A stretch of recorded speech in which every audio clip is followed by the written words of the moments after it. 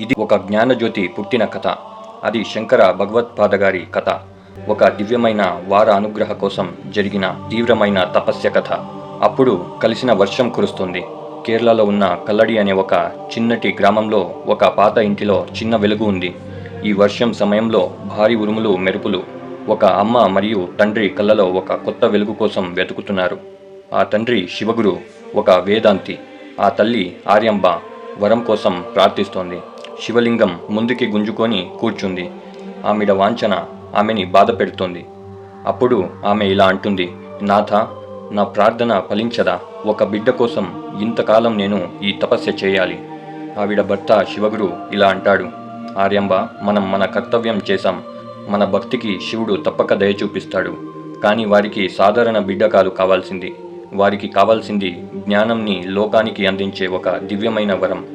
అది త్రిశూర్లో ఉన్న వదక్కునాథన్ టెంపుల్కి వారిని తీసుకువెళ్ళింది.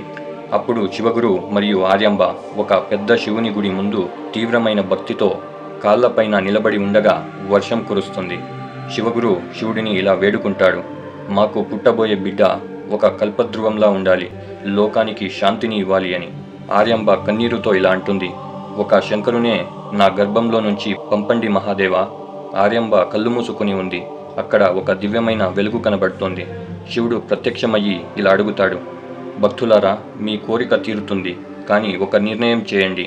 మీకు ఒక దీర్ఘాయుష్మానిన బిడ్డ కావాలా, లేదంటే కేవలం కొన్ని సంవత్సరాలు మాత్రమే బ్రతికగల లోకహితార్థం జన్మించే ఒక సన్యాసి కావాలా అని. ఇది ఒక గొప్ప త్యాగం. ఆ తల్లి తన ఆనందం కంటే లోకమే ముఖ్యమని నిర్ణయించింది. అప్పుడు ఆర్యాంబ, సన్యాసిని ఇవ్వు మహాదేవా, సన్యాసియే కావాలి. ఆయన జ్ఞానం లోకానికి అవసరం అని అంటుంది. శివుడు అలాగే అని చెప్పి మాయమైపోతాడు. ఇది గడిచిన కొన్ని నెలల తరువాత ఆర్యాంబ కోరిక ఫలించింది. వసంత్ పంచమి శుభ సమయంలో ఆ తల్లి ఒక దివ్య బిడ్డకి జన్మనిచ్చింది. అప్పుడు ఆర్యాంబ ఆనందంతో ఆ బిడ్డని ఎత్తుకొని, నా శంకర, శివగారి అనుగ్రహం అని అంటుంది. అది వసంత్ పంచమి రోజు కల్లాడిలో జ్ఞానంకి కొత్త ఆరంభం అయింది. ఇది గడిచి 3 ఏళ్ల తరువాత శంకర ఆలోచన సాధారణమైన బిడ్డలా లేదు. కేవలం 3 సంవత్సరాలు ఉన్న ఆయన వేదాలని వినగానే గుర్తించగలడు. శంకర ఇలాగే రాళ్లతో ఆడుతూ ఉన్నప్పుడు వాళ్ళ తండ్రి గారు శివగురు ఇలా అంటాడు, పురుష ఎవిడం సర్వం యద్భుతం యచ్చభవ్యం. అది విన్న శంకర సేమ్ అలాగే రిపీట్ చేస్తాడు. అప్పుడు శివగురు ఆశ్చర్యపోతాడు. డోర్ దగ్గరికి పరిగెత్తుకుంటూ వెళ్ళి ఆర్యాంబతో ఇలా అంటాడు, విన్నావా ఆర్యాంబ, ఇది ఒక సాధారణ మనిషి చేయగలిగిన పనే కాదు అని అంటాడు. ఇది విన్న ఆర్యాంబ ఇలా అంటుంది, మన కోరిక ఫలించింది నాథ.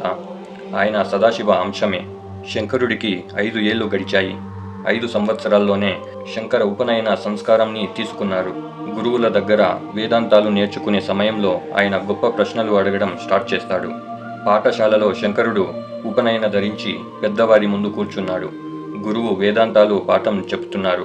అప్పుడు గురువు ఇలా అంటాడు, ఇక ఆత్మని తెలుసుకోవడం, అదే మన జీవితంలో ముఖ్యమైన ధ్యేయం. అది విన్న వెంటనే శంకర ఇలా అంటాడు, గురూజీ, మరి ఆత్మ నిత్యమైన సత్యం కదా, దానికి తెలుసుకోవడం ఎందుకు? జ్ఞానం మరియు అజ్ఞానం ముందు ఆత్మకి మోక్షతో పని ఏంటి? ఇది వినగానే అక్కడ ఉన్న అందరూ ఆశ్చర్యపోతారు. గురువు ఏం చెప్పాలో తెలియక మౌనంగా ఆగిపోతాడు.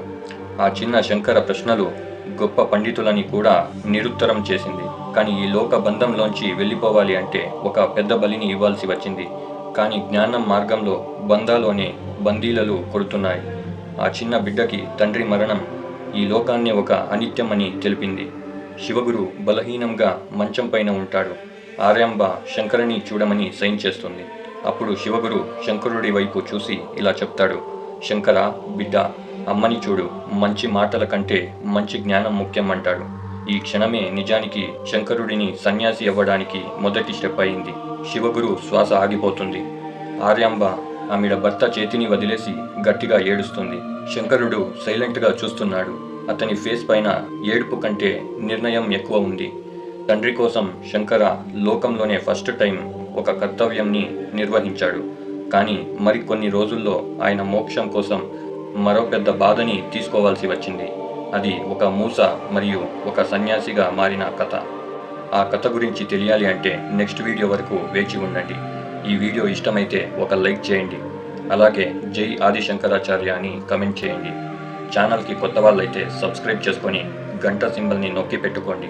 నెక్స్ట్ వీడియోస్ నేను పెట్టగానే మీ వరకు చేరుతుంది. సరే ఫ్రెండ్స్, వచ్చే వీడియోలో కలుద్దాం. ఓం నమ శివాయ.